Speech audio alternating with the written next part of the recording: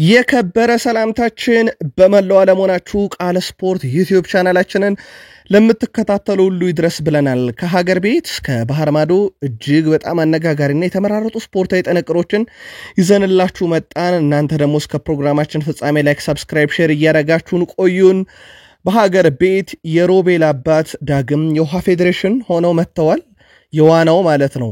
ከዚህ በፊት ልጃቸው ሮቤልን ከነቦርጭ ወደ ውሃው ልከውት ነበረ። ዳግም እኚህ ሰው ተመልሰው መምጣታቸው አነጋጋሪ ሆኗል። በሀገር ቤት እናነሳዋለን። ከባህር ማዶ እጅግ በጣም አሳዛኝ ነው። ባርሴሎና ቤት ያልተጠበቀ ሰው ህልፈተ ህይወት ጨዋታውን እንዲሰረዝ አድርጎታል። ባርሴሎና ትላንት ምሽት ጨዋታውን ሊያደርግ ሰዓታት ሲቀሩት ቡድን ውስጥ የተፈጠረው ድንገተኛ ሞት መንስኤው አነጋጋሪ ሆኗል። ሪያል ማድሪድና በርከት ያሉ በዓለም ዙሪያ ያሉትም ለባርሴሎና የሐዘን መግለጫቸውን እየላኩ ይገኛሉ። ተጫዋቾቹም እጅግ በጣም መረጋጋት እንደተሳናቸው እየተዘገበ ይገኛል። ህልፈተ ህይወቱ የተሰማበት ሰዓትን በጣም አስጨናቂ ነበረ። ሁነቱን እናነሳዋለን። ጨዋታው ሙሉ ለሙሉ እንዲሰረዝም ተደርጓል። ከዛ በተጨማሪ በጀርመን ቡንደስሊጋ ከ38 ዓመት በኋላ ሶስቱ ኃያላን ክለቦች በአንድ ጨዋታ ሽንፈት አጋጥሟቸዋል። በፈረንሳይ ሊግ ፓሪስ ሰን ዠርሜን 4 ግቦችን አስቆጥሮ ባሸነፈበት ጨዋታ ሉዊስ ኤንሪኬ ግን 4 ግብ አስቆጠረበት ቡድን ሬንስ ይልቅ ሊቨርፑልን በብዙ መንገድ ተችተው ያመሹበት ጨዋታ ነበር። እሳቸው አሁንም የሊቨርፑል ነገር አልወጣላቸውም። እናነሳዋለን። በጣሊያን ሴሪኤም በርከት ያሉ ጨዋታዎችን ተመለከትን። በእንግሊዝ ፕሪሚየር ሊግ ከ18 ዓመት በኋላ አፍሪካዊ ተጫዋች ግብ አስቆጥሮበታል። ፕሪሚየር ሊጉም በቀጣይ 6 ጨዋታዎች የዋንጫ አሸናፊውን መለየት እንችላለን። ዛሬ ደግሞ በተወዳጁ የእንግሊዝ ፕሪሚየር ሊግ ትልልቅ የሚባሉ መርሃ ግብሮች ይደረጋሉ። በተለይም የኦልድ ትራፎርዱ ጨዋታ በበርካቶች ዘንድ ተጠባቂ ነው። ጨዋታውን በስፋት እንመለከተዋለን። ሁሉ ነገራቸው ብሩኖ ፈርናንዴዝ ላይ ጥገኛ የሆኑት ማንቸስተር ዩናይትዶች በአንድ ወቅት ኦሌ ጉናር ሶልሻየር በተለየ መንገድ ቡድኑ ሊገነቡ ጥረት ሲያደርጉ ነበረ። ለመሆኑ ከማንቸስተር ዩናይትድ ጋር በተያያዘ ምን አዲስ ነገር አለ? የዩናይትድ ደጋፊዎች በርከት ያሉ የቡድን ዜናዎችን አጠናክረን ይዘንላችሁ መተናል። ከብሩኖ ፈርናንዴዝ ከሩበን አሞሪም በአውሮፓ መድረክ 7ኛ ደረጃ ላይ ስለተቀመጠው ቡድናችሁ ማንቸስተር ዩናይትድ የምናደርሳችሁ ነጥብ አለ። በአርሰናልም በኩል ዛሬ ትልቅ መረጃ ሰምተናል። የተረጋገጠ መረጃ ከዴቪድ ኦርኔስቴና ከታማኝ የአርሰናል የዜና ምንጮች ተረጋግጧል። ጉዳዩ በሚቀጥለው ሳምንት በአርሰናል ቤት እውን እንደሚሆንም ተረጋግጧል። በአርሰናልና በሊቨርፑል መካከልም ያለ አንድ ትልቅ ቁጥርን ኦፕታ ይፋ አድርጎታል። የአርሰናል ደጋፊዎች በብዙ የሚበሳጩበት ቁጥር ይመስላል። ታደምጡታላችሁ። ቼልሲዎች በስተመጨረሻም 4ኛ ስፍራን የሚያገኙበት ሰዓት ላይ ደርሰዋል። ሁሉን ነገር በራሳቸው እጅ ይወስኑታል። ስታንፎርድ ብሪጅ ላይ ከሌስተር ሲቲ በሚያደርጉት ጨዋታ የፕሪሚየር ሊጉን 4ኛ ደረጃ መቆናጠጥ ይችላሉ። ቶፕ 4 ዘንድሮ ሆኖ ለመጨረስ ነገሮች ሁሉ ለሁሉም ክለቦች ክፍት የሆኑበት ነው። በተለይም ደግሞ 3ኛ ካለው ኖቲንግሃም ፎረስት አንስቶ እስከ 10ኛ እስካለው ፉልሃም ድረስ ሁሉ ነገር ቀላል ነው። በራሳቸው መወሰን ይችሉታል። የፕሪሚየር ሊጉ መሪ ሊቨርፑልም ነገሮችን በ6 ጨዋታ መጨረስ ይችላል የፕሪሚየር ሊጉን ዋንጫ ለማንሳት። ሳላህም ሊቨርፑልም ዘንድሮ ሳላ ለባላንዶር ሊቨርፑል ዋንጫዎች እየተንደረደሩ ይገኛሉ። በሊቨርፑል በኩል ግን ራሳቸውንም በቀጣይ ውድድር ዓመት ለማጠናከር እድሜያቸው ከ18 እስከ 25 ዓመት ያሉ ተጫዋቾች ላይ ትኩረቶችን እያደረጉ ነው። አርኔ ስሎት በጨዋታ ቅጣት ተጥሎባቸው ሜዳው ጠርዝ ቆሞ ቡድናቸውን ባልመሩበት ጨዋታ በሳውዝሃምፕተን በመጀመሪያ አጋማሽ በብዙ የተፈተነው ሊቨርፑል ከረፍት በኋላ ግን ሌላ ክለብ ሆኖ ነው ብቅ ያለው። የአርኔ ስሎት የረፍት ሰዓት መግለጫን ለተጫዋቾች ያስተላለፉት መልእክት እንደ መነሳሻ እንደነበረ ሳላህ ያነሳዋል። ከዛ በተጨማሪ በሊቨርፑል በኩል የቡድን ዜናዎቻችን እንደተጠበቁ ናቸው። በማንቸስተር ሲቲ በኩል ነገሮች ጥሩ እየሆኑ አይደለም። 200 ሚሊዮን ዩሮ አልፈየደም። በቀጣይ ደግሞ ከሪያል ማድሪድና ከአስቶን ቪላ ተጫዋች አምጥተው ቡድኑን አጠናክሮ ለመሞከር እቅድ አላቸው። የካሉም ሁድሰን ቁጥሮች እናነሳለን። በጨዋታው ላይ ልዩ ተጫዋች ነበረ። ግብም አስቆጣሪው ነው። ክሪስታል ፓላስ ከኢፕስዊች ታውን ያደረጉት ጨዋታ እንደዚሁም በፕሪሚየር ሊጉ የብራይተን ኤንድ ሆቭ አልቢዮን ማገገም እጅግ በጣም የተለየ ነበረ። በፕሪሚየር ሊጉ በርከት ያሉ መረጃዎችን ይዘንላችኋል። የአሜሪካ ውስጥ እየተሰሙ ያሉ ድምጾች ሜሲ በማይገኝበት የኢንተር ሚያሚ ጨዋታ ትኬቶቻችን ይመለሱ እያሉ ያሉት ደግሞ የኢንተር ሚያሚ ደጋፊ ደጋፊዎች ሳይሆኑ የተቃራኒ ቡድን ደጋፊዎች መሆናቸው አነጋጋሪነቱ እንደቀጠለ ይገኛል። በአውሮፓ ትልቅ ተጫዋቾች ትልቅ ክለቦች ዕለታዊ መረጃችን ዛሬም እንደተጠበቁ ናቸው። እስከ ፕሮግራማችን ፍጻሜ ከኛ ጋር ከቆያችሁ ነኝና ሌሎች የተመራረጡ ስፖርታዊ ጥንቅሮችን እያደመጣችሁ ቆይታ የምታደርጉ ይሆናል። ላይክ፣ ሰብስክራይብ፣ ሼር ማድረግ በድጋሚ እንዳይረሳ። ዛሬ የሚደረጉ የጨዋታ ውጤቶችን ግምትም እንዲሁ ልታደርሱን ትችላላችሁ። በሀገር ቤት እንጀምር። ትላንትና ብሔራዊ ቡድናችን ከ17 ዓመት በታች በሴቶቹ አሰቃቂ ሽንፈትን ያጋጠመን የኢትዮጵያ ከ17 ዓመት በታች ሴቶች ብሔራዊ ቡድን ከካሜሩን ያደረግነውን ጨዋታ የዓለም ዋንጫ ማጣሪያ 5-2 ተሸንፈናል። ሁለቱ ብሔራዊ ቡድኖች የመልሱን ጨዋታ በሚቀጥለው ሳምንት ቅዳሜ አዲስ አበባ አበበ ቢቂላ ስቴዲየም የመልሱ ጨዋታ ይደረጋል። ከ3 በላይ ግቦች ያስፈልጉናል በጨዋታው ላይ ህልውናችንን ለማስቀጠል። የቀድሞ የኢትዮጵያ ውሃ ስፖርት ፌዴሬሽን ወይም ደግሞ የዋና ፌዴሬሽን ፕሬዚዳንት የነበሩት አቶ ኪሮስ ሀብቴ አጠቃላይ ከተሰጠ 12 ድምፅ 9 ድምፅ በማግኘት በማሸነፍ ተመልሰው ወደ ውሃው ፌዴሬሽን መጥተዋል። በኦሮሚያ ክልል የተወከሉት አቶ ኪሮስ ሀብቴ ካሁን በፊት ተቋሙን ለ8 ዓመታት በፕሬዚዳንትነት መርተውት ነበረ። አቶ ኪሮስ ሀብቴ በፕሬዝዳንትነት ዘመናቸው በሪዮ ኦሎምፒክ ልጃቸው ሮቤል ኪሮስን እንዲሳተፍ በማድረግ ትልቅ ወቀሳም ሲቀርብባቸው ነበር። እንደውም በመገናኛ ብዙሃን ጭምር ቢቢሲ ስፖርት በወቅቱ ኢትዮጵያ እንዴት ያለ ዋናተኛ ነው በውድድር የላካችሁ እስኪባል በጣም ቦርጫም ልጃቸውን ነበር ያሳተፉት። አቶ ኪሮስ ሀብቴ በፕሬዝዳንትነት ዘመናቸውም በሪዮ ኦሎምፒክ ያደረጉት ነገር መነጋገሪያ ነበር። በወቅቱ ሮቤል ኪሮስ ካስመዘገበው ደካማ ውጤት ባሻገር በነበረው ተክለሰውነትም ዓለም አቀፍ ሚዲያዎች መነጋገሪያ ወቅቱም መዝናኛ ነበር። እኚህ ሰው ዳግም ተመልሰው የኢትዮጵያ ውሃ ስፖርቶች ፌዴሬሽን ፕሬዝዳንት ሆነዋል። አጃኢብ ነው። ወደ ኢትዮጵያ ፕሪሚየር ሊግ ጨዋታዎች ካለፍን የኢትዮጵያ ፕሪሚየር ሊግ ከረፍት መልስ ዛሬ በ22ኛ ሳምንት ይመለሳል።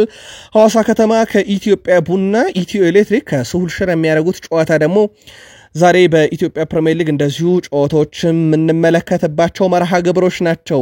ከአውሮፓ ወዳገኘናቸው ስፖርታዊ ጥንቅሮቻችን ደግሞ እንሻገር። በድጋሚ መልካም ቆይታ።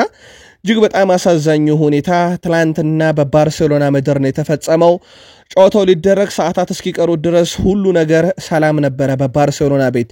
የካታሎኑ ክለብ ባርሴሎና የዋናው ቡድን ሐኪም የነበሩት ካርለስ ሚኔሮ ጋርሺያ ህይወታቸው እዛው ነው ያለፈው። በዚህ ምክንያት ባርሴሎና ከኦሳሱና ጋር ሊያደርጉት የነበረው የሊግ መርሃ ግብር ለሌላ ጊዜ ተራዝሟል።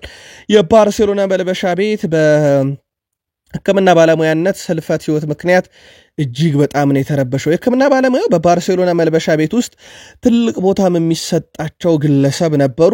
እንግዲህ ሐኪሙ በሆቴል ውስጥ ምግብ ከተበላ በኋላ እረፍት እንዲያደርጉ ሁሉም ሰዎች ወደ ክፍላቸው እንዲገቡ ተደረገ። እረፍት እያደረጉ በነበረበት ሰዓት ላይ እንግዲህ ሁሉም እረፍታቸውን ጨርሰው ወደ ጨዋታው ተነል ሊገቡ ሲፈለጉ ሐኪሙ የሉም። በኋላም ላይ ወደ መኝታ ክፍላቸው ሲገባ ግን ህይወታቸው አልፎ ነው የተገኙት። በዚህም እጅግ በጣም መደናገጥ ተፈጥሯል። በተለይም በባርሴሎና ቤት ከተጫዋቾቹ ጋር ያላቸው ቅርበት አብዛኞቹ አባቴ እያሉ ነው እኚህ ሐኪም የሚጠሩት። ለተጫዋቾቹም እጅግ በጣም ቅርብ የሚባሉ ናቸው ከሃንስ ፍሊክም በላይ። እንደውም ፔድሪ እስካሁን ለማመን እንደከበደው ነው በፊት ገጹ ላይ ይዞት የወጣው።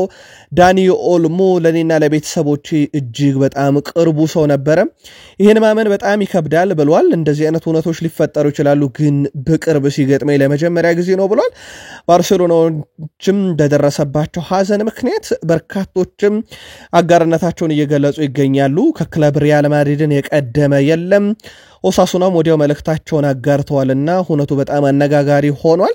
በተለይም በደቂቃዎች ውስጥ አብሯቸው የነበሩት እኚህ ሐኪም ከደቂቃዎች በኋላ ግን ህልፈተ ህይወታቸው መሰማታቸው በብዙ መንገድ ባርሴሎና ቤት መረበሽን ፈጥሯል። ላሊጋውም እንግዲህ ጨዋታ እንዳይደረግ የወስኖ ጨዋታው ተራዝሟል። የስፔን እግር ኳስ ፌዴሬሽንም ጉዳዩ በጣም እንዳስደነገጠውና ጨዋታው እንዲራዘምና ለባርሴሎና መጽናናትን እንመኛለን ብለዋል። ጨዋታው ላይ ግን ሃንስ ፍሊክ ከጨዋታው መጀመር ከ30 ደቂቃዎች በፊት ፎርሜሽናቸውንም ይፋ አድርገው ነበርና በጨዋታው ላይ ሮበርት ሌዋንዶስኪን ለቤኔፊካው ጨዋታ እንደማያሰልፉት ለማክሰኞ ጨዋታ እንደማያሳልፉት አረጋግጠው ሙሉ ፎርሜሽናቸውንም ልከው ነበርና ጨዋታው እጅግ በጣም አሳዛኝ በሆነ ምክንያት እንዳይደረግ ሆኗል። በስፔን ላሊጋ ጉዳይ ላይ እንመለሳለን። ትላንትና በጣሊያን ሴሪኤ በርከት ያሉ ጨዋታዎች ተካሂደው ነበር። ሁለቱ ሚላኖች ድል አድርገዋል። በጣሊያን ሴሪኤ 28ኛ ሳምንት መርሃ ግብር ኤስ ሚላን ከሊቼ ጋር ያደረጉትን ጨዋታ 3-2 በሆነ ውጤት ድል አድርገዋል። ግቦቹን ለኤስ ሚላን ማስቆጠር የቻሉት በራስ ላይ የተቆጠረ ግብ ነበረ። ጋሊኖ 68ኛው ደቂቃ ላይ፣ ክርስቲያን ፑሊሲች 73ኛው በፍጹም ቅጣት ምት 81ኛው ደቂቃ በጨዋታ ግብ አስቆጥሯል። ሄሜኔዝ እና ጋቢያ በአንደኛውና በ15ኛው ደቂቃ ለኤስ ሚላን ያስቆጠሯቸው ግቦች በቫር ተሽረውባቸዋል። በኋላም ላይ እንግዲህ እስከ 59ኛው ደቂቃ ላይ በሊቼ ይመሩ ነበረው 2-0 በሆነ ውጤት ካስቲቪች ሁለት ግቦችን በ7ኛውና በ59ኛው ደቂቃ አስቆጥሮ ማለት ነው። በኋላም ላይ ግን ከረፍት በኋላ ውጤቱን መገልበጥ ችለዋል። ኤስ ሚላን ከ3 ተከታታይ ሽንፈት በኋላ ወደ ድል ተመልሰዋል። ነጥባቸውንም 44 ማድረስ ችለዋል። ቀጣይ ኤስ ሚላን ከኮሞ ጋር ቀጣይ ቅዳሜ ቀን ነው ጨዋታቸውን ማድረግ የሚችሉት። ክርስቲያን ፑሊሲች በአጠቃላይ በዚህ ውድድር ዓመት 14ኛ ግቡን ነው ማስቆጠር የቻለው፣ 9 አሲስት አለው። በውድድር ዓመቱም እጅግ በጣም አስደናቂ የሚባል ጉዞ ላይ ይገኛል። ትላንትና በጨዋታው ላይ የጨዋታው ቀያሪ ነበር፣ 9.3 በጨዋታው ደግሞ የተሰጠው ሬቲንግ ነበረ። ሌላኛው ጨዋታ በኢንተር ሚላን እና በሞንዛ መካከል የነበረ ጨዋታ ነው። ይህም ጨዋታ ለየት የሚያደርገው ነገር ተመሳሳይ የሚያደርገው ነገር ከኤስ ሚላኑ ጨዋታ ጋር የኢንተር ሚላኑ ጨዋታ ሞንዛም በተመሳሳይ 2-0 ኢንተር ሚላንን ሲመራ ነበር። ልክ ሊቼ ኤስ ሚላንን 2-0 ሲመራ እንደነበረው ማለት ነው። ሞንዛ ደግሞ 2-0 ሲመራ ነበረ። የሞንዛን 2-0 መሪ ያደረጉ ግቦችን ባርዲያሊና ዲያዎ ነበሩ ማስቆጠር የቻሉት። በኋላም ላይ ግን አርናቶቪች፣ ካልሁንጉሉና እንደዚሁም ማርቲኔዝ ባስቆጠሯቸው 3 ተከታታይ ግቦች ጨዋታውን ኢንተር ሚላን ከ2-0 ተመሪነት ወደ 3-2 መሪነት ቀይረው በዛው ጨዋታው ተጠናቋል። ሌሎችም የጣሊያን ሴሪኤ መርሃ ግብሮች ነበሩ። ኮሞ ከቪንዚ ያደረጉት ጨዋታ 1-1፣ ፓርማ ከቶሪኖ ያደረጉት ጨዋታ 2-2 በሆናቸው ውጤት ተጠናቀቀ። ከጨዋታዎቹ መጠናቀቀ በኋላ በእርግጥ ዛሬም የሚደረጉ ጨዋታዎች አሉ። እስከዚህ ሰዓት ድረስ ኢንተር ሚላን በ61 ነጥቦች በ4 ነጥብ ከተከታዩ ናፖሊ ርቆ ሴሪያውን መምራት ጀምሯል። ናፖሊ አንድ ቀሪ ጨዋታ ይዞ በ57 ነጥብ ሁለተኛ፣ አታላንታ በ55 ነጥብ አንድ ቀሪ ጨዋታ ይዞ ሶስተኛ፣ ዩቬንቱስ አንድ ቀሪ ጨዋታ ያለው በ52 ነጥብ አራተኛ፣ ላዚዮ አንድ ቀሪ ጨዋታ እጁ ላይ ያለው በ50 ነጥብ አምስተኛ፣ እንደዚሁም ቦሎኛ አንድ ቀሪ ጨዋታ እጁ ላይ ኖሮ በ47 ነጥብ ስድስተኛ ደረጃ ላይ ተቀምጠዋል። በፍራንስ ሊግ ፓሪስ ሰን ዠርሜን ድል አድርጓል። በርካታ ግቦችንም ማስቆጠሩን ቀጥሏል። ተረኛ ግብ አስቆጣሪዎች ደግሞ ባርኮላ፣ ጎንካሎ ራሞስ፣ ዲዮ ኦስማን ዴምቤሌ 91ኛውና 94ኛው ደቂቃ ላይ ሁለት ግቦችን በ3 ደቂቃ ልዩነት አስቆጥሮ ፓሪስ ሰን ዠርሜን ሬንስን 4-1 አሸንፏል። ለሬንስ ብቸኛዋን ግብ ብራሳሪ ነበረ ማስቆጠር የቻለው። ከጨዋታው መጠናቀቅ በኋላ አንዳንድ ቁጥሮችን አይተን ነበረ። በ23 ጨዋታ 20ኛ ግቡን ኦስማን ዴምቤሌ በፍራንስ ሊጋ ዘንድሮ ለፓሪስ ሰን ዠርሜን ያስቆጠረ። ሌላኛው ብራንደል ባርኮላ ለመጀመሪያ ጊዜ በአንድ የሊግ ውድድር ዘመን 20 ግብ ተሳትፎን ማድረግ ችሏል። 25 ጨዋታ 13 ግቦች 7 አሲስት። በተጨማሪም የ2 ዓመት ተጫዋች በሁሉም ውድድሮች ባለፉት 16 ጨዋታዎች 8 ግቦችና 8 አሲስቶችን ለክለቡ ማድረግ ችሏል። ጉዳዩ ይህንን ጥንካሬያቸውን ይህን ግብ አስቆጣሪነታቸውን አንፊልድ ላይ ይደግሙታል ወይ ነው። በሳምንቱ አጋማሽ የጨዋታው መጠናቀቅ በኋላ ሉዊስ ኤንሪኬ ሬንስ አንዳንድ የአውሮፓ ሻምፒዮንስ ሊግ ላይ ከገጠምናቸው ቡድኖች ይልቅ ፈተነውናል ብለዋል። ሊቨርፑል ግን አሸንፏቸዋል። ሬንስን 4-1 አሸንፈውታል። ግን እሳቸውንም የሊቨርፑል ቁጭት ይወጣላቸው አይመስልም። ሊል ሞንትሪፔልን 1-0 ሲያሸንፍ፣ ሌንስ ኦሎምፒክ ማርሴይን ሳይጠበቅ 1-0 አሸንፏል። ከጨዋታዎቹ በኋላ ፓሪስ ሰን ዠርሜን በ65 ነጥብ አንደኛ፣ ኦሎምፒክ ማርሴይ በ49 ነጥብ ሁለተኛ፣ ኒንስ አንድ ቀሪ ጨዋታ ኖሮት በ46 ነጥብ ሶስተኛ፣ ሞናኮ በ44 ነጥብ አራተኛ፣ እንዲሁም ሊል በ44 ነጥብ በግብ ክፍያ አንሶ አምስተኛ፣ ኦሎምፒክ ሊዮን አንድ ቀሪ ጨዋታ እጁ ላይ ኖሮ በ39 ነጥብ ስድስተኛ ደረጃ ላይ መቀመጥ ችሏል። በጀርመን ቡንደስሊጋ ከኤፕሪል 30 ከ1988 ወይም ከ37 ዓመት በኋላ ለመጀመሪያ ጊዜ ሶስቱም ኃያላን ቡድኖች በአንድ ምሽት ተሸንፈዋል። ባየር ሙንችን፣ ባየር ሌቨርኩሰን እና ቦሩሲያ ዶርትመንድ ሁሉም በሜዳቸው ነው የተሸነፉት። ውድ ቤተሰቦቻችን ሁሉም በወገብ በታች ባለ ቡድን ተሸንፈዋል። ባየር ሙኒክ 2-0 ይመራ ነበረ ጨዋታውን። ነገሮች ሁሉ ጥሩ ነበሩ 2-0 ሲመራ በ14ኛውና በ28ኛው ደቂቃ ላይ ጉሬሮ ሁለቱን ባየር ሙኒክን መሪ ያረገ ግብ አስቆጠረ። በኋላም ላይ ሚዲች 31ኛው ደቂቃ ላይ ቦቸምን ወደ 2-1 ተመሪነት ዝቅ አረገ፣ ውጤቱ እንዲጠባ አረገ። በኋላ ላይ ግን 42ኛው ደቂቃ ላይ ፓሊኒያ በቀይ ካርድ ከባየር ሙኒክ ወጣ። ነገርየው ከዚህ በኋላ የተቀየረው ከረፍት በኋላ ቦቸም በሴስኮና ቤሮ ሁለት ግቦች ጨዋታውን 3-2 በሆነ ውጤት ድል አድርጎታል ባየር ሙኒክን። ከዚህ ጨዋታ በተመሳሳይ ሰዓት የነበረው በሲግናል ኢዱና ፓርክ ስቴዲየም የነበረው የቦሩሲያ ዶርትመንድ ጨዋታ ነው። ቦሩሲያ ዶርትመንድም ትላንትና ሽንፈት ገጥሞታል። ያልተጠበቀ ሽንፈት ነው ትላንትና ቦሩሲያ ዶርትመንድም በኦግስቦርግ ያስተናገደው። የኦግስቦርግን ብቸኛ የማሸነፊያ ግብ ጎል ሊውል 23ኛው ደቂቃ ላይ ማስቆጠር ችሏል። በዛው ተጠናቀቀ። ከዛ ቀጥሎ የነበረውና ሌላ ያልተጠበቀ ውጤት የተመዘገበበት ወርደር ብሬመን ከሜዳ ውጪ ያውም ባየር ሌቨርኩሰንን በሜዳው 2-0 ያሸነፈበት ጨዋታ ነበረ። ለወርደር ብሬመን ሁለቱን የማሸነፊያ ግቦች ሺሚድ 7ኛው ደቂቃ ላይ እንደዚሁም ኔጅማኒያ 94ኛው ደቂቃ ላይ ግቦቹን ማስቆጠር ችለዋል። በጨዋታው ላይ ግን ለባየር ሌቨርኩሰን ከመሸነፍ በላይ ሌላ ከባድ ጣጣ ይዞባቸው የመጣው የፍሎሪያን ዌርዝ ጉዳት ነው። ኮከባቸው ተጎድቷል። በዚህ ሳምንት 3-0 የሚመሩትን ጨዋታ ለመቀለበስ ወሳኝ ጨዋታ በአውሮፓ ሻምፒዮንስ ሊግ ከባየር ሙኒክ ጋር ይጠብቃቸው ነበረ። በዚህ ጨዋታ ላይም የመገኘቱ ነገር እጅግ በጣም አሳሳቢ ነው። እንደማይገኝም ነው በርካታ ምንጮች እያረጋገጡ የሚገኙት። ከሽንፈቱ በላይ ይህ ለክለቡ እጅግ በጣም አሳዛኝ የሚባል መረጃ ነው። ከጀርመን ቡንደስሊጋ ጨዋታዎች ጋር በተያያዘ ሆልስቲን ኪል ስቱትጋርት ጋር 2-2፣ እንደዚሁ ወልፍስበርግ ከሴንት ፓውሊን 1-1፣ ፍራይቡርግ ከአርቢ ሌፕዚግ ያለምንም ግብ 0-0 በሆናቸው ውጤት ተጠናቀቀ። ከውጤቱ በኋላ ባየር ሙኒክን በ61 ነጥብ ቡንደስሊጋውን ይመራል።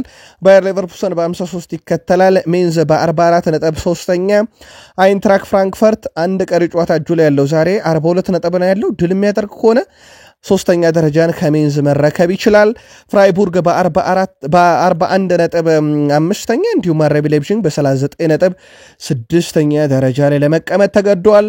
አጫጭር መረጃዎችን ለማንሳት ያክል ኒኮ ዊሊያምስ እንደ ኬሊያን ምባፔ የተሟላ ተጫዋች አሁን ማግኘት በጣም አስቸጋሪ ነው ብሏል። ኬሊያን ምባፔ ለሪያል ማድሪድ ነው የሚጫወተው። ኒኮ ዊሊያምስ ለአትሌቲኮ ቢልባኦ። ኬሊያን ምባፔ ለእኔ በአሁኑ ሰዓት በዓለም ላይ ካሉ በጣም የተሟሉ ተጫዋቾች መካከል አንደኛው ነው። ዘንድሮ ሪያል ማድሪድ ባስመዘገባቸው ውጤቶችም ላይ ትልቁ ተጫዋች ነው ብለው ወድሶታል።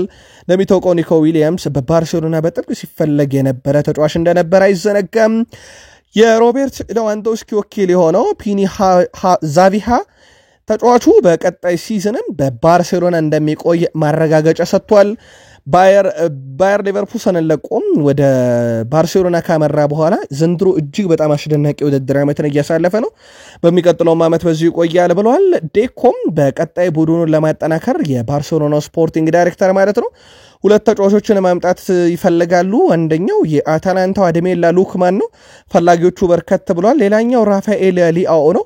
ሁለቱን ተጫዋቾች በተመለከተ መረጃዎችን በማሰባሰብ ላይ እንደሆነ ሞንዶ ዲፖርቲቮ በፊት ገጹ ላይ መረጃውን ይዞት ወጥቷል።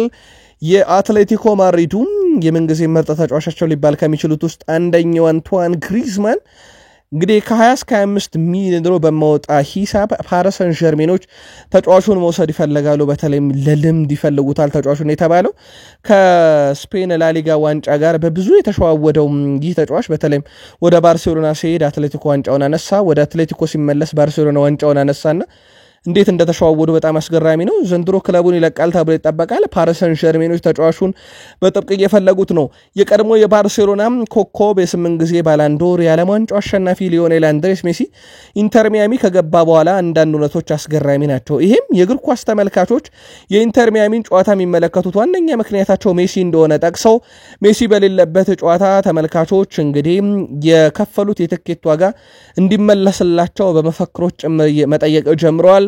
ሜሲን ለማየት ነው የምንመጣው። ስለሆነም ሜሲ እንደማይሰለፍ በኢንተር ሚያሚ በኩል ይፋ ሲደረግ እኛ ስቴዲየም አንገባም፣ ይልቁንም ትኬታችን ይመለስልን የሚል ቅሬታን ማሰማት ጀምሯል። የሜክሲኮ ክለብ ደጋፊዎቹ ትኬቱን እንግዲህ ሌላ ጨዋታ እንዲያዩበት አደርጋለሁ ማለቱ ይታወቃል። በዚህ ሳምንት የዓለም ዋንጫን ማንሳት በተጫዋቾች ላይ ምንም ለውጥ አያመጣም። እኔ የዓለም ዋንጫን አንስቻለሁ፣ ስለዚህ የዓለም ምርጡ ተጫዋች ነኝ ማለት አይደለም ብሏል። ሊዮኔል ሜሲ ጂኒየስ የሆነ ተጫዋች ነው ነገር ግን በታሪክ ምርጡና የተሟላው ተጫዋች ክርስቲያኖ ሮናልዶ ነው ይላል ይሄን ያለው ብራዚል የቀድሞ ኤሲ ሚላን ኮከብ ካካ ነው ተስማማላችሁ ወይ የግል መልከታችሁን አጋሩን ውድ ቤተሰቦቻችን ቃል ስፖርት ዩቲዩብ ቻናላችን ከሀገር ቤት እስከ ባህር ማዶ መረጃዎችን እያደመጣችሁ ነው ተወዳጁን እንግሊዝ ፕሪሚየር ሊግ ብቻ የተመለከቱ ስፖርታዊ ጥንቅሮችን ደግሞ እናደርሳችሁ በድጋሚ መልካም ቆይታ ተመኘን ለተቀዳሚ በርከት ያሉ ጨዋታዎችን ተመለከትን ሞሊኒክስ ስቴዲየም ኤቨርተን ወልቭስ ያረጉት ጨዋታ አንደኛው ተጠባቂ ጨዋታ ነበረ ጨዋታውን ወልቭሶች በብዙ መንገድ ቢቆጣጠሩትም ከአንድ ለአንድ የዘለለ ውጤት ሊመዘገብበት አልቻለም ጃክ ሃሪሰን ቀድሞ ነበር ኤቨርተንን በ33ኛው ደቂቃ መሪ ያደረገው በኋላም ላይ ግን ሙንታይስ 40ኛው ደቂቃ ላይ የወልቭስን ያቻነት ግብ ማስቆጠር ችሏል አሁንም ኤቨርተኖች ያለ ሽንፈት ጉዟቸውን ቀጥሏል በዴቪድ ሞይስ ስር ዴቪድ ሞይስ ከመጡ በኋላ በ8 ጨዋታዎች አልተሸነፉም 16 ነጥቦችን ሲያገኙ 16 ግቦችን ተቃራኒ መረብ ላይ ቡድናቸው አሳርፏልና የቀድሞ ቡድናቸውን ከያዙ በኋላ ዴቪድ ሞይስ የኤቨርተን ጥንካሬ ተመለሰ ይመስላል ማርሻል ሞንቲስ ዚምባብዌያዊ ተጫዋች ነው ዚምባብዌያዊ ተጫዋች ሆኖ በፕሪሚየር ሊጉ ግብ ያስቆጠረ ለመጀመሪያ ጊዜ ቤንጃኒ ነበረ በ2011 አሁን ከ14 ዓመት በኋላ ሌላኛው ዚምባብዌያዊ ተጫዋች ሙንታይሲ ግብ ማስቆጠር የቻለበት ምሽት ነበረ ሌላኛው በብሬንትፎርድ እና በአስቶን ቪላ መካከል የነበረ ጨዋታ ነው ብሬንትፎርድ በብዙ ነገር ጨዋታውን ተቆጣጥሮት ነበረ ግን ሽንፈት ማምለጥ አልቻሉም 40% ብቻ ኳስን የተቆጣጠሩት አስቶን ቪላዎች በኦሌ ዋትኪንስ የ49ኛ ደቂቃ ግብ ከጃኮብ ራምስ ያገኛትን ግብ አስቆጥሮ ጨዋታው 1-0 ተጠናቋል በጨዋታው ላይ ዮናስ ዊሳ 36ኛው ደቂቃ ላይ በብሬንትፎርድ በኩል እንዲሁም በአስቶን ቪላ በኩል ሞርጋን ሮጀርስ 51ኛው ደቂቃ ላይ ያስቆጠሯቸው ግቦች ተሽረውባቸዋል ሁለቱ ግቦች ተሽረው ጨዋታውም 1-0 በሆነ ውጤት እንግዲህ በአስቶን ቪላ አሸናፊነት ተጠናቋል በዚህ ጨዋታ ላይ ግን አንድ ሊነሳ የሚችለው ነገር አስቶን ቪላዎች በተለይም በ1946-47 ካምፔን በኋላ ብሬንትፎርድን እንግዲህ በሁለት ጨዋታ በደርሶ መልስ ድል አድርገውታል ለመጀመሪያ ጊዜ ነው ኦሌ ዋትኪንስ 6 ግቦችን የቀድሞ ክለቡ ላይ ያስቆጥሮባቸዋል በፕሪሚየር ሊጉ በሜዳቸው እንግዲህ ብሬንትፎርዶች ወደ 7 ጨዋታ ተጠጋቸው ያለ ድል ሲጓዙ 2 አቻውተዋል 5 ጨዋታዎችን ተሸንፈዋል ከዚህ በፊት ረጅሙ በሜዳ ላይ ያለ ማሸነፍ ጉዞ ተይዞ የነበረው በ2006 በሊግ 1 በነበረው ክለብ ላይ ነው ይሄም የነበረው 9 ጨዋታዎች ናቸውና ይሄ ከዛ በኋላ ይሄ መጥፎ ሪከርድ ነው ለብሬንትፎርድ ጥሩ ነበር አጀማምሩ ግን አሁን እጅግ በጣም ደካማ ሆኗል ብራይተን ኤንድ ሆቭ አልቢዮን ለመጀመሪያ ጊዜ በፕሪሚየር ሊጉ ፉልሃምን ድል አድርጎታል 2-1 በሆነ ውጤት አሸንፏል ቫን ሂክ እና ጆዋ ፔድሮ በጨዋታ 41ኛው ደቂቃ ላይ ጃን ሂክ 98ኛው ደቂቃ ላይ ጆዋ ፔድሮ በፍጹም ቅጣት ምት ታሪካዊ ድል አምጥቶታል ራውል ሄሜኔስ 35ኛው ደቂቃ ላይ መሪ ያደረገች ግብ ለፉልሃም አስቆጥሮ ነበር ግን ድል ማድረግ አልቻሉም ብራይተኖች 7-0 በኖቲንግሃም ፎረስት ተሸንፈው ነበር ያልተጠበቀ ውጤት ገጥሟቸው ነበር ከዛ በኋላ በፕሪሚየር ሊጉ 4 በድምሩ 6 ጨዋታዎችን በድል ተወጥቶታል በፕሪሚየር ሊግ ቼልሲን 3-0 ሳውዝሃምፕተንን 4-0 በርንማውስን 2-1 ትላንትና ፉልሃምን 2-1 በፕሪሚየር ሊጉ አሸንፈዋል ይህም እጅግ በጣም አስደናቂ የሚባል ነው በኖቲንግሃም ፎረስት ከ7-0 በኋላ 4 የፕሪሚየር ሊግ ጨዋታዎችን ሲያሸንፉ በእንግሊዝ ፕሪሚየር ሊግ ታሪክ ሁለተኛው ቡድን ያደርጋቸዋል ከዚህ በፊት በአርሰናል 9-1 የተሸነፈው የቀድሞ በፕሪሚየር ሊግ የምናውቀው ግሬምስቢ ታውን ቡድን ከዛ በኋላ በ1931 ነው አርሰናል 9-0 ካሸነፈው በኋላ 4 ተከታታይ ድሎችን አሳክቶ ነበር አሁን ሌላኛው ቡድን ብራይተን ኤንድ ሆቭ አልቢዮን የፋቢያን ሃዝለር ቡድን ሆኗል እጅግ ጥሩ የሚባል መሻሻል ነው ፓላስ ከኢፕስዊች ታውን ሌላኛው ተጠባቂ መርሃ ግብር ነበር ጨዋታው በክሪስታል ፓላስ 1-0 ድል አድራጊነት ተጠናቋል የክሪስታል ፓላስን ብቸኛ ግብ ኢስማኤል ሳር 82ኛው ደቂቃ ላይ ከመረብ ማሳረፍ ችሏል ሌላኛው ጨዋታ እንግሊዝ ፕሪሚየር ሊግ ያልተጠበቀ ውጤት የተመዘገበበት ሲቲ ግራውንድ ኖቲንግሃም ፎረስት ማንቸስተር ሲቲን 1-0 ያሸነፈበት ነው። የኖቲንግሃም ፎረስትን የማሸነፊያ ግብ ካሉም ሁድሰን ኦዶይ ከረፍት በኋላ ማስቆጠር ችሏል። 82ኛው ደቂቃ አካባቢ ላይ እንግዲህ አሁን በሲቲና በኖቲንግሃም ፎረስት መካከል ያለው ነጥብ ልዩነት 4 እንዲደርስ አድርጓል። ካሉም ሁድሰን ኦዶይ ዘንድሮ ኖቲንግሃም ፎረስትን የሻምፒዮንስ ሊግ ስፍራን ይዞ ያጠናቅቅ እንደሆነ ሲጠየቅ ምንም ጥያቄ የለውም ግን መረጋጋት አለብን ብሎ እንግዲህ ለደጋፊዎቹ ጥሩ አጋጣሚ እንደሆነ ግን ትንሽ መረጋጋት ያለብን ይመስለኛል ብለዋል። ሁድሰን ኦዶይ ለኖቲንግሃም ፎረስት በ53 ጨዋታ 13ኛ ግቡ ሲሆን ለቼልሲ 72 ጨዋታ አድርጎ ማስቆጠር ችሎ የነበረው 4 ግቦችን ብቻ ነው። ሲቲ 200 ሚሊዮን ዩሮ አውጥቷል በጥር የዝውውር መስኮት ግን አሁንም በቋሚነት ውጤት ማስጠበቅ አልቻለም። በቀጣይ ክረምት ደግሞ ሌሎች ተጫዋቾችን ያመጣል ተብሎ ይጠበቃል። አይናቸው ያለው ካማቪንጋ ላይ ነው ተብሏል። የሪያል ማድሪዱን ተጫዋች በተለይም በቀጣይነት የበርናንዶ ሲልቫ ተተኪ ለማድረግ በማንቸስተር ሲቲ በኩል እቅድ ተይዟል። በሪያል ማድሪድ በኩል ግን ተጫዋቹን ይሸጡታል ተብሎ አይጠበቅም። ሌላኛው ፔፕ ጋርዲዮላ አይናቸውን የጣሉት ጃኮብ ራምሴሌ ነው። የአስቶን ቪላው ተጫዋች ትላንትና ለአሸናፊነቱ ግብ ለኦሌ ዋትኪንስ አሲስት ያደረገው ተጫዋቹ እስከ 50 ሚሊዮን ዩሮ የውል ማፍረሻ ይኖራል ተብሎ ይጠበቃል። ሲቲዎች ራሳቸውን ለማዳን ሌላ እንደማጠናከሪያ ያዩት ተጫዋች ነው። ሊቨርፑል ቢያንስ አርሰናል ውጤቱን እስኪያውቅ ድረስ የ16 ነጥብ ልዩነት እንዲኖር ያደረገበትን ውጤት አስመዝግቧል። እስከ ረፍት 1-0 ይመራ ነበር። ከረፍት በኋላ ግን 2 የሙሐመድ ሳላ ፍጹም ቅጣት ምት ግቦችና 1 የዳርዊን ኑኔዝ የጨዋታ ግብ ጨዋታውን 3-1 በሆነ ውጤት እንዲያሸንፉ አድርጓቸዋል። የመርሳይዱ ክለብ ሊቨርፑል ከሳውዝሃምፕተን ድል በኋላ ፕሪሚየር ሊጉን በ16 ነጥቦች ሲመራ 29 የሊግ መርሃ ግብሮችን ያደረገው ሊቨርፑል ሊጉን ለማጠናቀቅ ቀሪ 9 ጨዋታዎች ይቀሩታል። ሊቨርፑል በቀጣይ ከቀሪ 9 ጨዋታዎች 6ቱን የሚያሸንፍ ከሆነ በይፋ የተወዳጁ የእንግሊዝ ፕሪሚየር ሊግ አሸናፊ ይሆናል።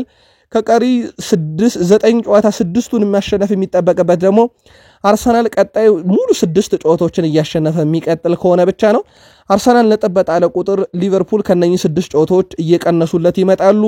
ሊቨርፑል ተከታታይ 6 ጨዋታዎችን የሚያሸንፍ ከሆነ ከቼልሲ ጋር በሚያደርገው የሊግ ጨዋታ ሻምፒዮንነቱን ያረጋግጣል። ከዛም በፊት እንደተጠበቀ ሆኖ ማለት ነው።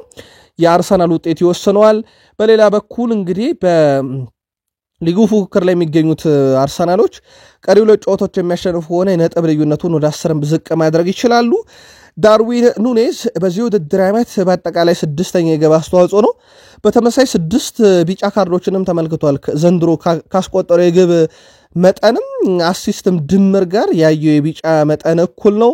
በአጠቃላይ በሊቨርፑል 40ኛ ግቡን ነው እንደዚሁ ማስቆጠር የቻለው። በዚህ ሰዓት ያለመሸነፍ ጉዞ 25 ደርሷል። የሊቨርፑል በዘንድሮ ውድድር ዓመት ከሊቨርፑል 25 ቀጥሎ ኤቨርተን 7 ጨዋታ አልተሸነፈም በተከታታይ፣ ብራይተን 4፣ ክሪስታል ፓላስ እና ብሬንትፎርድ 3 ተከታታይ ጨዋታዎችን አልተሸነፉም። ትልቁ ውጤት የአርሰናል ነው፣ 49 ጨዋታዎችን ያለመሸነፍ ጉዞ። ግን እዚህ እስካሁን የደረሰ አንድም የፕሪሚየር ሊግ ክለብ የለም። ሳላህ በእንግሊዝ ፕሪሚየር ሊግ 292 ጨዋታዎችን አድርጎ 184 ግቦች አሉት። የፕሪሚየር ሊጉ 4ኛው ከፍተኛ ግብ አስቆጣሪ ነው። 86 አሲስት 129 ትልቅ የግብ ዕድሎችን የፈጠረ አንድ ጊዜ ፕሪሚየር ሊጉ የዓመቱ ምርጥ ተጫዋች በግል አንድ ጊዜ የሊጉ ሻምፒዮን የሆነም ነው። ይህ በእንግሊዝ ፕሪሚየር ሊግ ብቻ ያለው አስደናቂ ቁጥሩ ነው። ሳላ ለሊቨርፑል በሁሉም ውድድሮች ዘንድሮ 54 የግብ አስተዋጽኦ ላይ ደርሷል። 40 ጨዋታ አድርጎ 32 ግብና 22 አሲስት በሁሉም መድረክ አለው።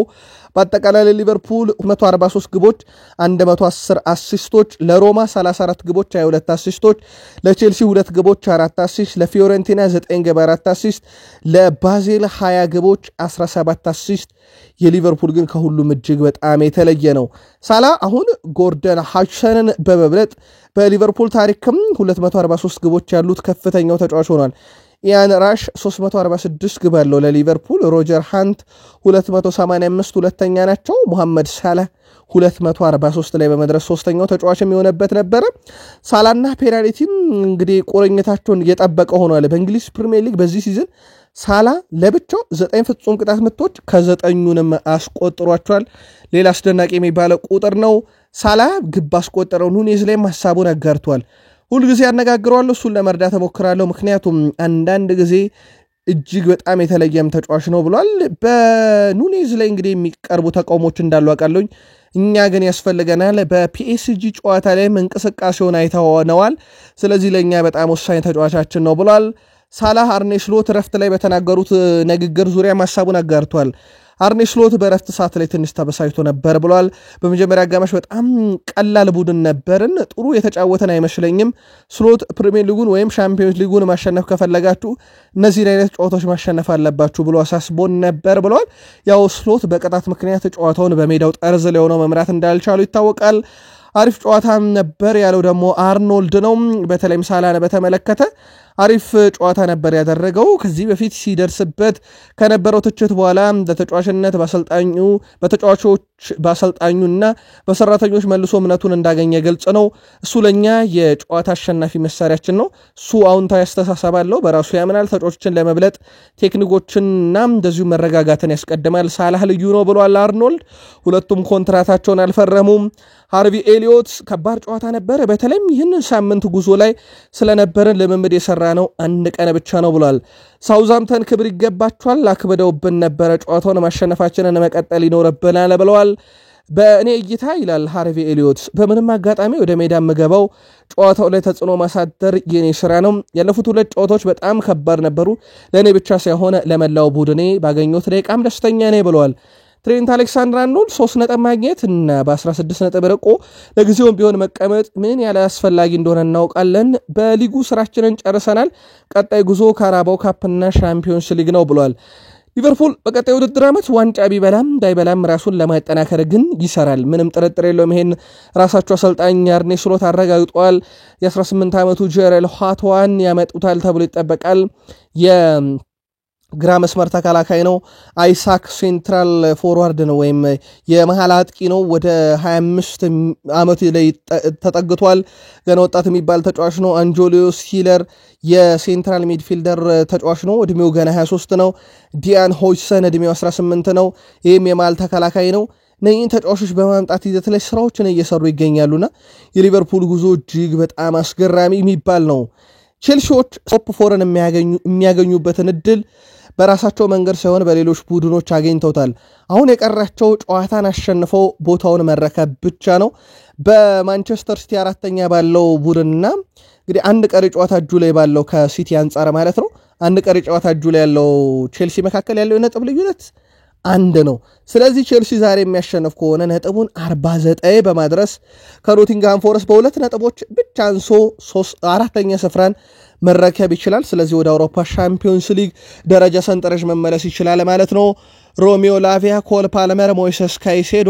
4 የቢጫ ካርድ ክምችት አለባቸው ዛሬ ቢጫ ካርድ ካዩ ቀጣይ ጨዋታ ያመልጣቸዋል በሌስተር ሲቲ በኩል ኒዲዲ ጄሚ ቫርዲ ኦሊቨር ስኪፕ እና እንደዚሁም ሃሪ ዊንክስ ዛሬ ቢጫ ካርድ ካዩ ቀጣይ ጨዋታ የሚያመልጣቸው ይሆናል በቼልሲ በኩል ባለሜዳውን እናስቀድም ቼልሲ ባለፉት 5 ጨዋታ 2 ጨዋታ ብቻ ነው ያሸነፈው የመጨረሻውን የሳውዛምፕተንን ጨዋታ 4-0 እና በኮንፈረንስ ሊጉም ኮፐንሃገንን 2-1 ያሸነፈበት ጨዋታ ከዛ በፊት የነበሩ 3 ጨዋታዎችን በሽንፈት ደምድሟል የሌስተር ሲቲ ደግሞ የከፋ ነው ውድ ቤተሰቦቻችን ባለፉት 5 ጨዋታ 5ቱንም ነው የተሸነፉት 5ቱን ሲሸነፉ አንድ ግብ ነው ያስቆጠሩት በተቃራኒው በዌስትሃም 2-0 በብሬንትፎርድ 4-0 በአርሰናል 2-0 በኤቨርተን 4-0 በማንቸስተር ዩናይትድ 2-1 ተሸንፈዋልና አንድ ግብ ብቻ ነው ባለፉት 5 ጨዋታ ያስቆጠሩት 5ቱም ጨዋታ ላይ ሲሸነፉ በአራቱ ግብ አላስቆጠሩም በጣም መጥፎ ጉዞ ላይ ይገኛሉ በርስ ግንኙነትም ቼልሲ በጣም የተሻለው ቡድን ነው ካለፉት 5 የመጨረሻ ግንኙነት ቼልሲ 4 ጊዜ ሌስተርን አሸንፎታል ለሌስተር ትልቁ ውጤት በ2022 1-1 ያጠናቀቁበት ውጤት ነው በርስ ግንኙነትም ቼልሲ በጣም ጠንካራው ቡድን ነው 60 ጊዜ አሸንፏል ሌስተር ሲቲን 27 ጊዜ ሌስተር 34 ጊዜ ደግሞ ባቻ ውጤት ነው ሁለቱ ቡድኖች ማጠናቀቅ የቻሉት ዛሬ በኢትዮጵያ አቆጣጠር አመሻሽ 11 ሰዓት ሲል ስታንፎርድ ብሪጅ 40834 ደጋፊዎች ፊት የኤንዞ ማሬስካው ቡድን ቼልሲ ከሩድ ቫን ኒስተልሮይ ቡድን ሌስተር ሲቲ ጋር ጨዋታቸውን ያደርጋሉ የጨዋታ መልከታችሁን ቼልሲያን ልታጋሩን ትችላላችሁ ዛሬ ኦልድ ትራፎርድ ላይ ትልቁ ጨዋታ ይደረጋል በማንቸስተር ዩናይትድ እና በአርሰናል መካከል አስቀድመን የሁለቱን ቡድኖች ወቅታዊ መረጃ እናደርሳችሁና ስለ ጨዋታው እንመለሳለን በአርሰናል በኩል የተወሰኑ መረጃዎችን እናደርሳችሁ የተረጋገጠው መረጃ አርሰናል አንድሪያ በርታን አዲስ የስፖርቲንግ ዳይሬክተር አድርጎ ለመቅጠር ከስምነት ደርሷል። የ53 ዓመቱ ጣሊያናዊ ጥር ላይ ከአትሌቲኮ ማድሪድ ጋር የተለያየ ሲሆን አርሰናል ከያዛቸው በርካታ እጩዎች ውስጥ አንዱ እንደነበረ ይታወሳል። አንድሪያ በርታ ከሌሎች ትልቅ ክለቦች እድል ይልቅ በአርሰናል የቀረበለትን ኮንትራት እንደሚቀበል ተረጋግጧል። ኤሲ ሚላንም ጥያቄ በዚህ መሃል ውድቅ አድርጎት ነበረ። ለማንኛውም ቀጣይ ሳምንት ሙሉ ስምምነቱ እንደሚጠናቀቅ ታማኙ ዴቪድ ኦርኔስቴም ቢቢሲ ስፖርት፣ ስካይ ስፖርት፣ ፋብሪዚዮ ሮማኖ ያረጋግጠውታል። ስለሆነም የኤዱ ጋስፐር ቦታ ተክቶ የአርሰናል አዲሱ ስፖርቲንግ ዳይሬክተር የሚሆነው ሰው ታውቋል ማለት ነው። አንድሪያ በርታን ይባላል። በሌላ በኩል አርሰናልና ሊቨርፑል 16 የነጥብ ልዩነት በጊዜያዊነትም ቢሆን አርሰናል ሁለት ቀሪ ጨዋታ እጁ ላይ ያለ ተፈጥሯል። አርሰናል ሁለቱንም ጨዋታ ካሸነፈ ነጥቡ 10 በታች መውረድ አይችልም። ሊቨርፑልና አርሰናል መካከል ግን ከነጥብ ልዩነቱ በተለየ በፍጹም ቅጣት ምት ቶፕ 10 መረጃን ይዞቷል። ዘንድሮ ሊቨርፑል 9 ፍጹም ቅጣት ምቶችን አግኝቷል፣ ሳላስቆጥሯቸዋል። ከዛ ቀጥሎ በርንማውዝን ያገኘው 6፣ ብሬንትፎርድ 4፣ ብራይተን፣ ቼልሲና ፉላም፣ ማንቸስተር ዩናይትድ፣ ኒውካስል ዩናይትድ 3 ሲያገኙ አርሰናል 2 ብቻ ነው ያገኘው። ትልቁ ከሊቨርፑል ጋር ልዩነታቸው የ7 ፍጹም ቅጣት ምት ልዩነት ማግኘት መሃል ልዩነት አለ። ቪላ፣ ፓላስ፣ ኢፕስዊች፣ ሌስተር ሲቲ 2 አግኝቷል። ኤቨርተንና ሲቲ አንዳንድ ብቻ ነው ያገኙትና የተቀሩት ክለቦች አላገኙም ፍጹም ቅጣት ምት። አርሰናል ግን 2፣ ሊቨርፑል 9። ምንም ጥርጥር የለውም ነጥብ በማግኘት ሂደት ላይ ትልቅ ልዩነትን ሊፈጥር ይችላል። ሌላኛው ልዩነታቸው ነው ብሏል ኦፕታ። በዚህ ሲዝን ማንቸስተር ዩናይትድ ከ27 የፕሪሚየር ሊግ ጨዋታዎች ውስጥ በ10 ምንም ግብ ሳያስቆጠር ነው የወጣው። በሊጉ ያስቆጠረው የግብ መጠን 33 ነው። በሊጉ 15ኛ ደረጃ ላይ እንዲቀመጥ እንደሆነ ይታወቃል። በጨዋታ ከ1.22 ጎል በላይ ማስቆጠር አይችልም ማንቸስተር ዩናይትድ። ማንቸስተር ዩናይትድ ታዲያ ይህ ሁሉ ነገር ሲሆን ብሩኖ ፈርናንዴዝ ነው ሁሉ ነገሩ ጥገኛ የሆነው። ጥራት ያላቸው ኳሶችን ወደ ፍጹም ቅጣት ምት ክልል ውስጥ ካላቀበለ እንግዲህ ጎል የለም አንድ ቡድን። የማንቸስተር ዩናይትድ ደግሞ አይናፋርነት ግብ ላይ እንደቀጠለ ነው። በዚህ ሲዝን 36 የእንግሊዝ ፕሪሚየር ሊግ ተጫዋቾች ከ10 በላይ የተሳኩ የክፍት ጨዋታ ክሮሶችን አውጥተዋል ወደ ሳጥን ውስጥ። ነገር ግን አንዳቸውም የማንቸስተር ዩናይትድ ተጫዋች አይደሉም። ለማንቸስተር ዩናይትድ ማርከስ ራሽፎርድ 10 አለው። 8ቱን በዩናይትድ ነው፣ 2ቱን አሁን በአዲሱ ክለቡ አስቶን ቪላ ነው። ከዛ ቀጥሎ የምናገኘው ዲያጎ ዳሎ 6፣ ኑስር ማዝራዊ 4፣ አሌሃንድሮ ጋርናቾ 3። 10 የደረሰ አንድም ተጫዋች በዩናይትድ የለም። ይህም ለጆሽዋ ዜርኪዚ እና ለራስመስ ሆይሉንድ በቂ ኳስ ወደ ሳጥን ውስጥ እንደማሻገር ማሳያ ነው። ማንቸስተር ዩናይትድ 3 ቁጥራዊ መረጃዎችን ለጥለን እንመልከት። የተሳኩ የኳሶችን ወደ ተጋጣሚ ሳጥን ውስጥ የመግባት ሙከራዎችን በማድረግ 11ኛ ነው በፕሪሚየር ሊጉ። የተሳኩ ክሮሶችን 16ኛ ነው። የግንባር ኳስ ሙከራን በማድረግ ወይም ተጫዋች በግንባራቸው ኳስን በመግጨት 16ኛው ክለብ ነው። ይህ በጣም ዝቅተኛ ነው በዩናይትድ ደረጃ። ቡድኑ እንዴት ማጥቃት ላይ በጣም ችግር እንዳለበት የሚያሳዩ ቁጥሮች ናቸው። ብሩኖ ፈርናንዴዝ 12 ትልቅ ግብ ዕድሎችን ፈጥሯል። በዚህ ሲዝን ከብሩኖ ፈርናንዴዝ ውጪ ከ3 በላይ ግብ ዕድሎችን ለዩናይትድ የፈጠሩት አማድ ዲያሎ 5፣ ኮቢ ማይኖ እና ዜርኪዚ 4 ነው። ከዛ በላይ አናገኝም። ሌላ ዩናይትድ ቤት የማጥቃት ክፍሉ በጣም ቀዝቃዛ እንደሆነ ማሳያ ነው። ማንቸስተር ዩናይትድ ቤት በርካታ ቁጥሮችን ብናይ እንደዚህ ናቸው። ኳስን ወደ ተጋጣሚ ሳጥን ውስጥ በማቀበልም አሌሃንድሮ ጋርናቾ 13፣ ማዝራዊ 12፣ ዜርኪዚ 5፣ ኤሪክሰን 4፣ ሆይሉንድ 3 አለው። ከብሩኖ ፈርናንዴዝ ጋር ካነጻጸርናቸው በጣም ዝቅተኛ የሚባል ነው። የብሩኖ ፈርናንዴዝ ወደ 52 ይጠጋሉ። ይህም ብሩኖ ፈርናንዴዝ ላይ ቡድኑ እንዴት ጥገኛ እንደሆነ በብዙ መንገድ ማሳያ ነው። ብሩኖ ከሌለ ዩናይትድ የለም ማለት ይቀላል። ቁጥሮቹ እንደዛ ነው የሚያሳዩት።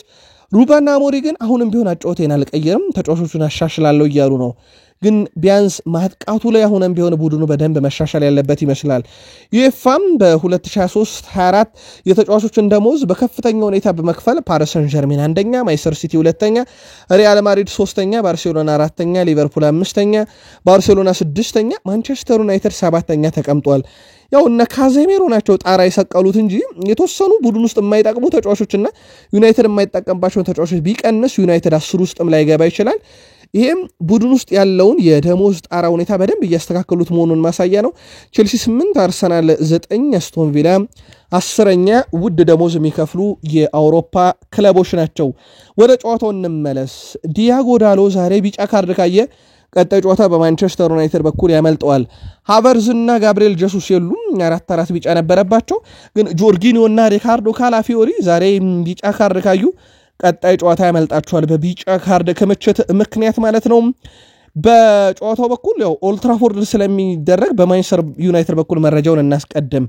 ዩናይትድ ባለፉት 5 ጨዋታ አንድ ድል ብቻ ነው ያለው። 3 ጨዋታዎችን ባቸው ውጤት አጠናቆ አንድ ጨዋታ ደግሞ በሽንፈት ነው የደመደመው።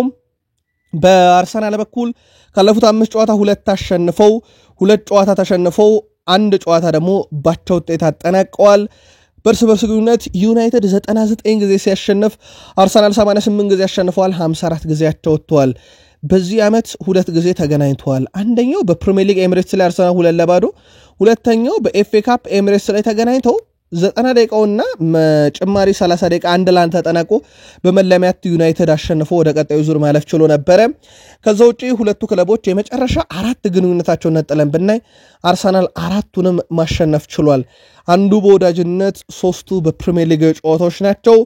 ዛሬ አመሻሽ 1 ሰዓት ከ30 በኦልድ ትራፎርድ ስቴዲየም በሩበን አሞሪም የሚመራው ማንቸስተር ዩናይትድ የማይክል አርቴታውን ቡድን አርሰናልን 76000 ደጋፊ ፊት ይፋለማል። ጨዋታውን ማን በበላይነት ሊወጣው ይችላል?